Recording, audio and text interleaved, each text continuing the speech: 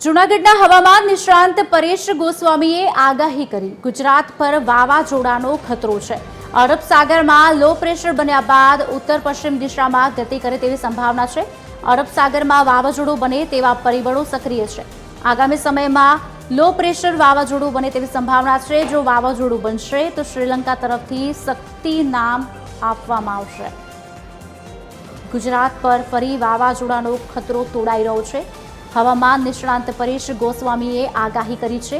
અરબ સાગરમાં low pressure બન્યું છે અને લો પ્રેશર વાવાઝોડું બને તેવી સંભાવના પણ ઊભી થઈ છે। ત્યારે અરબ સાગરનું જે લો પ્રેશર છે, જો વાવાઝોડું બનશે તો શ્રીલંકા તરફથી શક્તિ નામ આપવામાં આવશે।